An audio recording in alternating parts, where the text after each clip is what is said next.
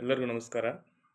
ನಾನು ನಿಮ್ಮ ಗಂಗರಾಜು ಚಂದಗಾನಹಳ್ಳಿ, ಕಾರ್ಯದರ್ಶಿಗಳು Amma educational rural development trust, Chikkaballapur.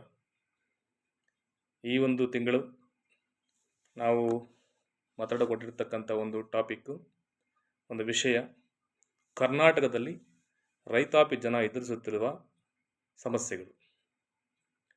ಅಂದರೆ ನಮಗೆ ಅನ್ನ ನೀಡತಕ್ಕಂಥ ಈ ರೈತಾಪಿ ಜನ ಎದುರಿಸ್ತಾ ಇರ್ತಕ್ಕಂಥ ಸಮಸ್ಯೆಗಳನ್ನು, ಯಾವ್ಯಾವ ರೀತಿ ಸಮಸ್ಯೆ ಎದುರಿಸ್ತಾ ಇದ್ದಾರೆ ಅನ್ನೋದನ್ನು ನಾವಿವತ್ತು ಮಾತಾಡೋಣ.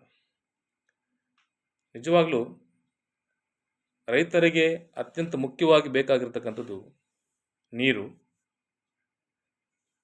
ಬೆಂಬಲ ಬೆಲೆ ಮತ್ತು ಸಾಲ. ಅಂದರೆ ವ್ಯವಸಾಯ ಮಾಡೋದಕ್ಕೆ ಬೇಕಾಗತಕ್ಕಂಥ ಸಾಲ.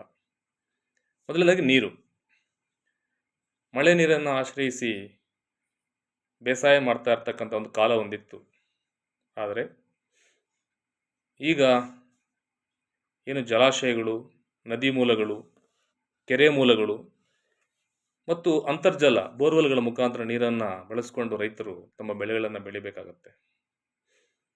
ವಾರ್ಷಿಕವಾಗಿ ಬೆಳೀತಕ್ಕಂಥ ಆಹಾರ ಧಾನ್ಯಗಳನ್ನು ಏನು ಬೆಳ್ಕೊತಾರೆ, ರಾಗಿ, ಜೋಳ, ಸಜ್ಜೆ, ನವಣೆ ಅಥವಾ ಏಕದಳ ಮತ್ತು ದ್ವಿದಳ ಧಾನ್ಯಗಳನ್ನು ತಮ್ಮ ಆಹಾರಕ್ಕಾತ್ರ ಮಾತ್ರ ಬಳಸ್ಕೊತಿದ್ರು. ಆದರೆ ಈಗೇನು ವಾಣಿಜ್ಯ ಬೆಳೆಗಳು ಮತ್ತು ತೋಟಗಾರಿಕೆ ಬೆಳೆಗೆ ಅಂತ ಬಂದ ಮೇಲೆ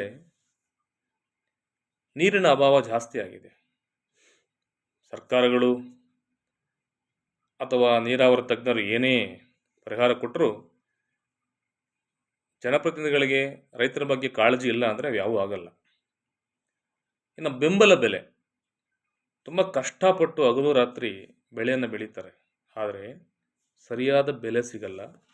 ಮಾರುಕಟ್ಟೆ ಒಂದು ಬೆಲೆ ರೈತರಿಗೆ ಕೈಗೆ ಸಿಗಲ್ಲ.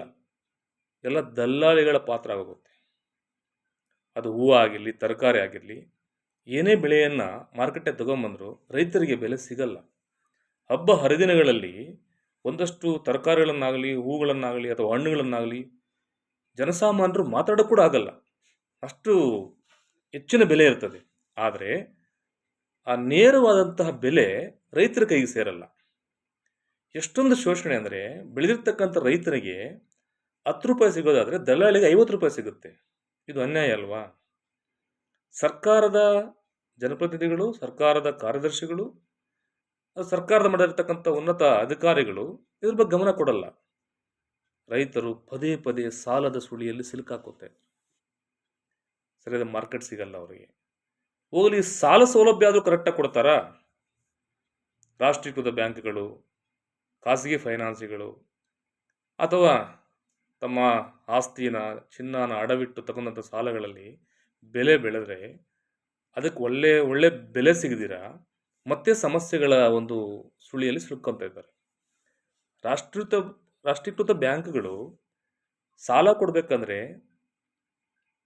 ಕಾರ್ಪೊರೇಟ್ ಸೆಕ್ಟರ್ಗೆ ಅಥವಾ ಯಾರೋ ಅಧಿಕಾರಿಗಳಿಗೆ ಸಾಲ ಕೊಡುವಾಗ ಅಷ್ಟೊಂದು ಡಾಕ್ಯುಮೆಂಟ್ಸ್ ಕೇಳಲ್ಲ. ಆದರೆ ಒಬ್ಬ ರೈತನಿಗೆ ಸಾಲ ಕೊಡಬೇಕು ಅಂದರೆ ಅವನ ಜೀವಮಾನದುದ್ದಕ್ಕೂ ಅವನು ಗಳಿಸಿರ್ತಕ್ಕಂಥ ವಿಶ್ವಾಸ ಮುಖ್ಯ ಅಲ್ಲ, ಅವ್ರ ಡಾಕ್ಯುಮೆಂಟ್ಸ್ ಮುಖ್ಯ ಆಗುತ್ತೆ. ಆ ಡಾಕ್ಯುಮೆಂಟ್ಸ್ ಕೇಳ್ತಾರೆ. ಅವ್ರ ಹತ್ರ ಅದನ್ನು ಕೊಡೋಕ್ಕಾಗಲ್ಲ. ಎಷ್ಟೋ ಸರಿ ಸಾಲ ಸೌಲಭ್ಯ ಸಿಗಲ್ಲ.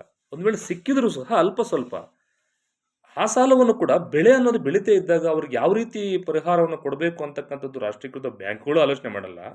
ಸರ್ಕಾರದ ಹಣಕಾಸು ನೀತಿಗಳು ಹಂಗಿಲ್ಲ, ರೈತರ ವಿರುದ್ಧವಾಗಿ ಇರ್ತವೆ ಹೆಚ್ಚು ಕಡಿಮೆ ಎಲ್ಲ. ಆಗ ಅವರ ಆತ್ಮಹತ್ಯೆ ಒಂದೇ ದಾರಿ. ಈ ಥರ ಒಂದಲ್ಲ ಎರಡಲ್ಲ ಅನೇಕ ಸಮಸ್ಯೆಗಳಿಂದ ರೈತಾಪಿ ಜನ ಕಂಗೆಡ್ತಾ ಇದ್ದಾರೆ.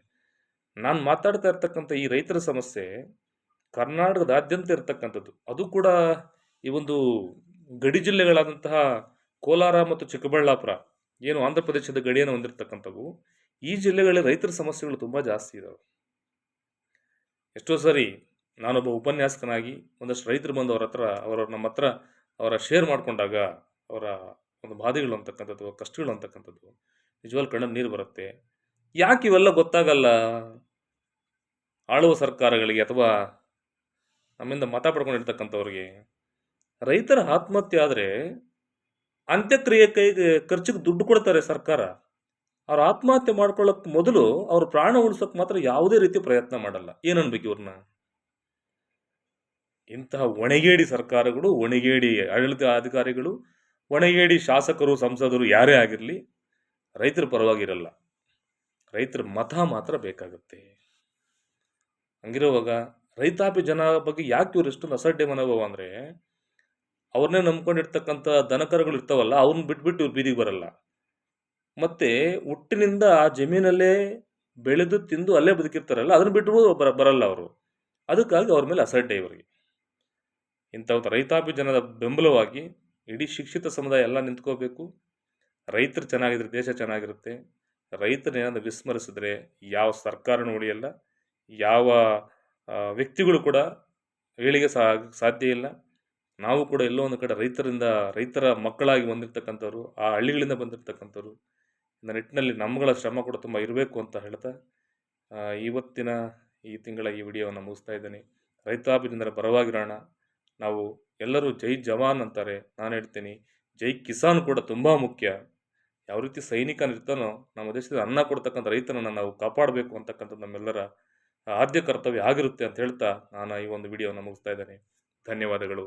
ನಿಮ್ಮ ಗಂಗರಾಜು.